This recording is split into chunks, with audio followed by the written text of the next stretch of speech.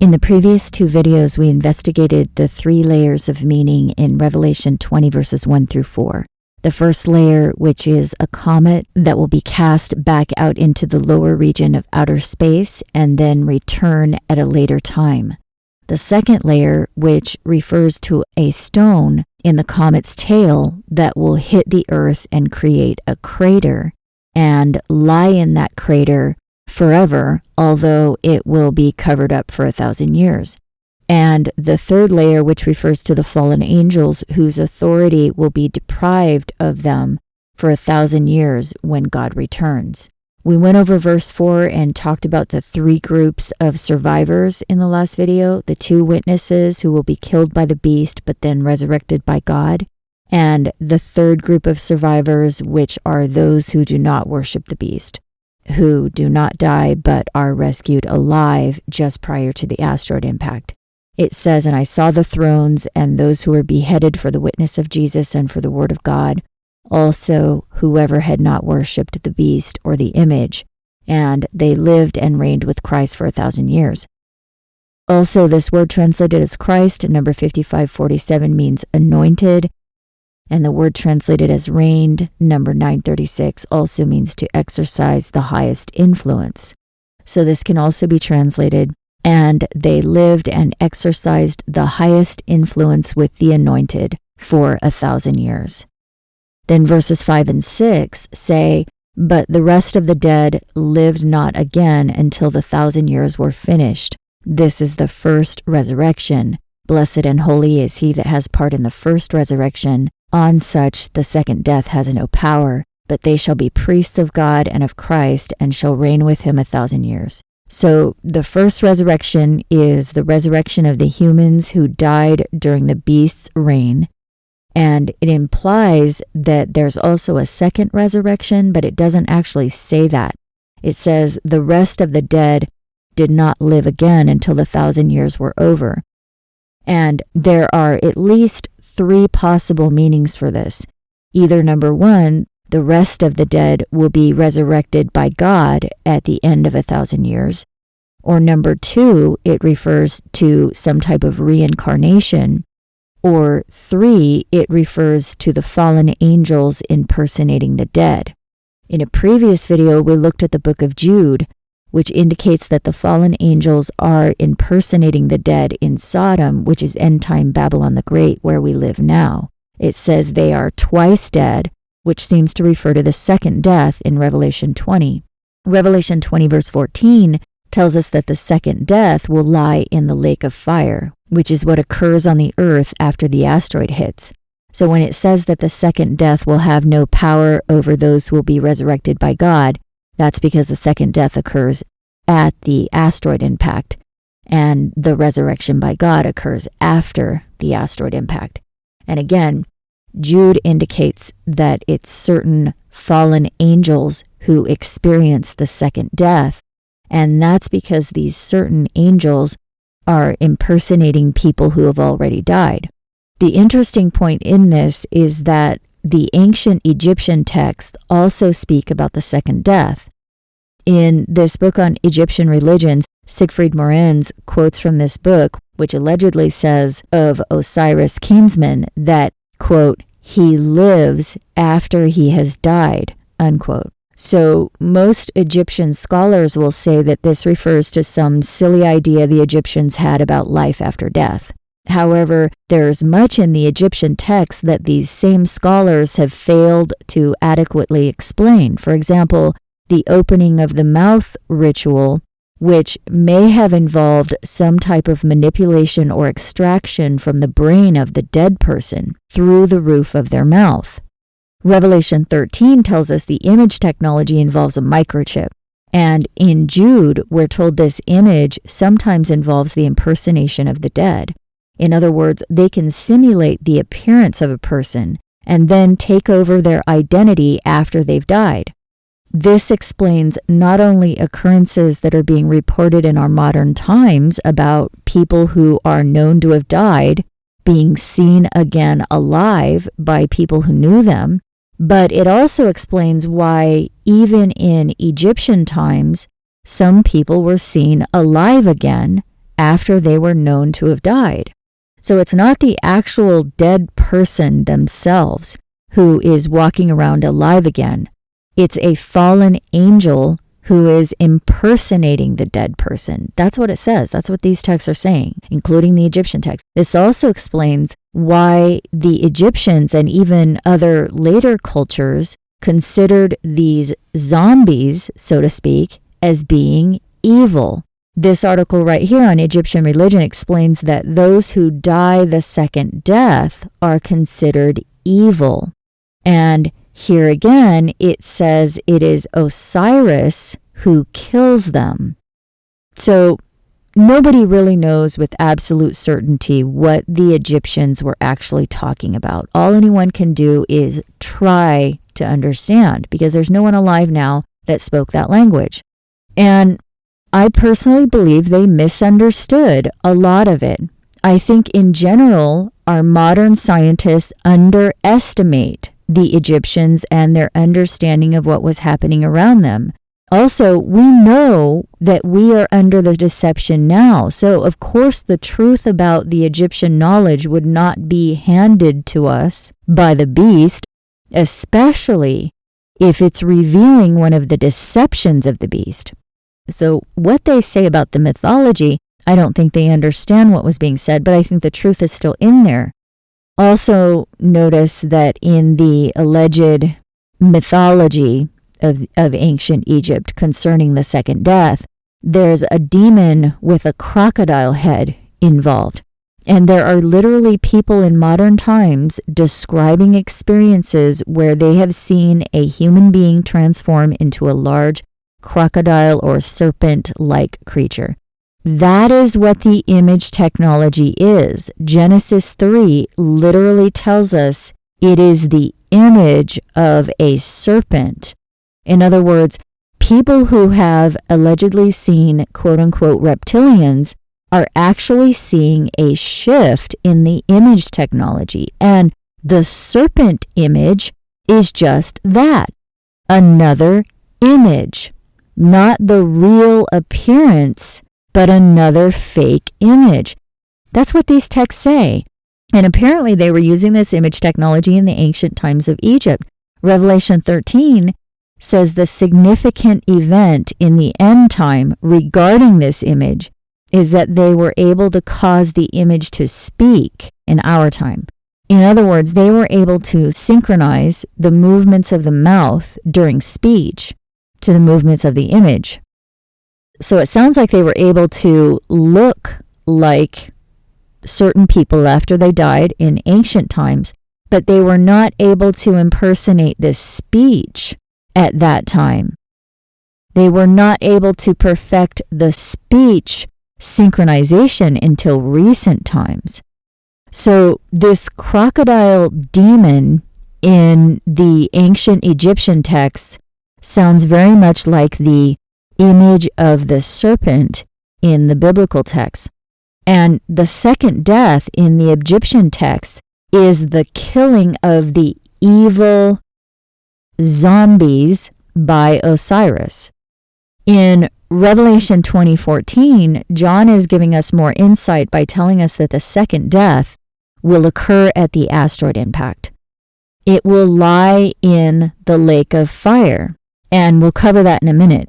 But next, let's just go through verses 7 through 10, which say, "And when the 1,000 years are expired, Satan shall be loosed out of his prison, and shall go out to deceive the nations which are in the four quarters of the earth, Gog and Magog, to gather them together to battle, the number of whom is as the sand of the sea. And they went up on the breadth of the earth, and compassed the camp of the saints about, and the beloved city, and fire came down from God out of heaven, and devoured them. And the devil that deceived them was cast into the lake of fire and brimstone, where the beast and the false prophet are, and shall be tormented day and night forever and ever."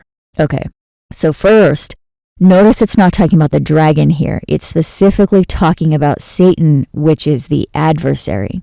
The dragon represents many things. Satan only represents one thing. In other words, there's no chance that it's talking about the comet here. It is specifically talking about the fallen angels. Second, notice the word translated as after, number 2532, also means indeed. And the word translated as expired, number 5055, also means executed. So it says, indeed, when the 1,000 years are executed. Then the word translated as loosed, number 3089, also means deprived of authority. The word translated as out of, number 1537, also means from. The word translated as his, number 846, also means its. And the word translated as prison, number 5438, also means guard or watch. So it says, indeed, when the 1,000 years are executed, Satan shall be deprived of authority from its watch or guard. So this is not necessarily saying that this is going to happen after the 1,000 years. The execution of the 1,000 years can also refer to the beginning, which makes sense because right after that it refers to the Battle of Armageddon, which does happen just prior to the start of the 1,000-year reign. It says Satan will go out to deceive the nations, Gog and Magog, and gather them to battle, and fire and brimstone rain down on them. So again, the fire and brimstone is the asteroid impact. So Jesus said there's nothing that has ever happened before like it, and there's nothing that will ever happen like it again. So that has to refer to the time just prior to the 1,000 years. It's the start of the 1,000 years, the execution of the 1,000 years. Then in verse 10, the word devil we know means false accuser, and the word translated as cast, number 906, also means lie or lay, and the word translated as into, number 1519, also means in.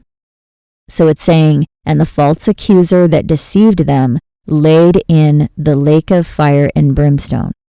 So earlier it told us that the false accuser will lay in the bottomless pit, which we're told is opened by the asteroid. So it represents, on one level, the crater left on the earth. So this is telling us that the lake of fire is in the bottomless pit. In other words, the lake of fire is caused by the asteroid impact. It says this is also where the beast and false prophet will lie. And notice this word translated as false prophet, number 1578, is most often translated in the Bible as false prophets, plural. So it's not just talking about one false prophet, it's talking about all the false prophets, which are actually non-humans. We've discussed this before. They are wolves in sheep's clothing, literally non-humans dressed up like humans.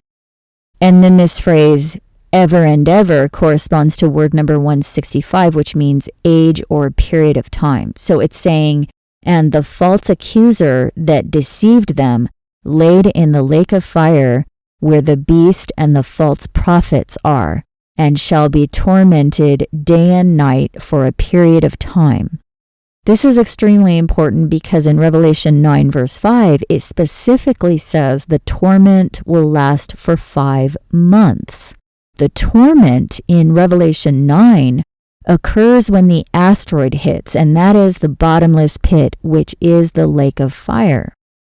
So when it says they lie in the lake of fire, being tormented for a period of time, it would appear that it refers to the torment in the bottomless pit that lasts for 5 months, specifically in Revelation 9.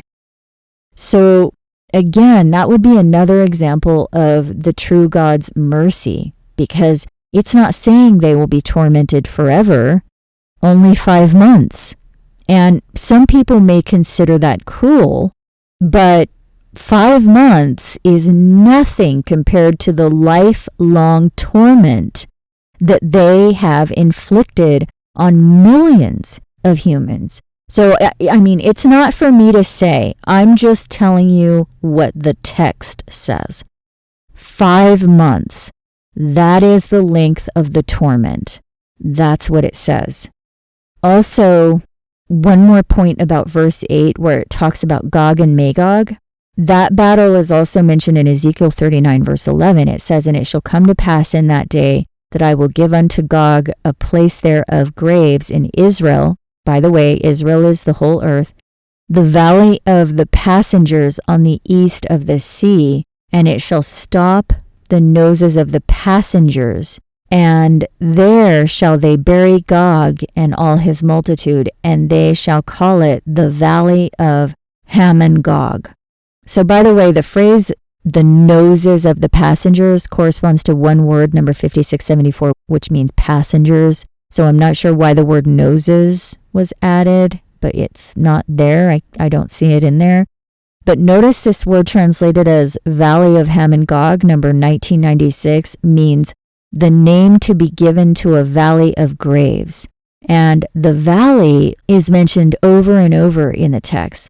And in the New Testament, for example, in Matthew 5:22, this word translated as hell, number 1067, also means the valley of Hinnom. So hell, on one level, refers to a valley. And in the Old Testament, one of the words translated as hell literally means pit. So hell in the Bible is literally a pit and a valley of graves or a valley of dry bones. Since we know the pit is the crater left by the asteroid impact, and the pit is a valley, that means the asteroid is going to slide into the earth, leaving a long crater, not a round crater, but a long valley. And there's one more interesting point about this valley. Actually, there's a lot of interesting points, but for now, notice that we are again given a clue about where this valley will be in Ezekiel 31. They always say the valley is in Israel or in Jerusalem, but what people don't realize is that Israel represents the whole earth and Jerusalem represents the humans on the earth. But Ezekiel 31 talks about a special tree, and you'll notice the connection to Daniel chapter 4. So it's talking to the Pharaoh of Egypt, and the Lord asks who the Pharaoh is like. And then it says, a cedar of high stature. So in other words, the king of Egypt is like a tree.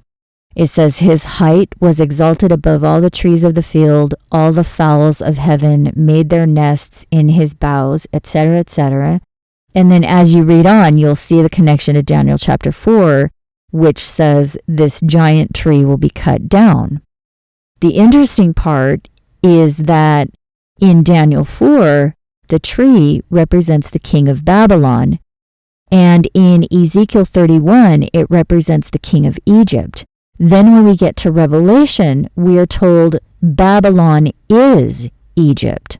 Revelation 17 tells us Babylon is the great city, and Revelation 11 tells us the great city is also Sodom and Egypt. This means the king of Egypt is the king of Babylon in the end time, and more specifically it refers to the 8th king, the United Nations. But the giant tree, it says in Daniel 4, will be cut down, and a stump will be left in a field of grass. And the only giant stump sitting in a field of grass that I'm aware of exists in the United States, Devil's Tower in Wyoming.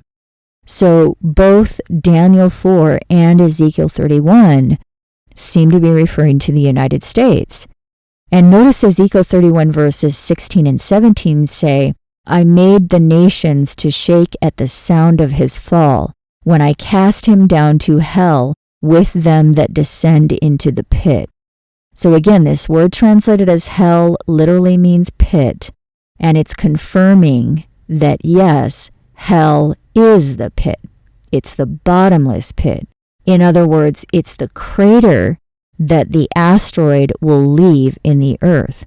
There may be more than one crater because the Bible indicates there may be at least 2 meteorites, but at least one of them, it seems certain, will hit the United States, and the other one will hit the Atlantic Ocean. So in Revelation 20 verse 10, the beast, which Revelation 17 tells us is the 8th king, will lie in the pit along with the false prophets, and they will be tormented for a period of time, which Revelation 9 indicates as 5 months.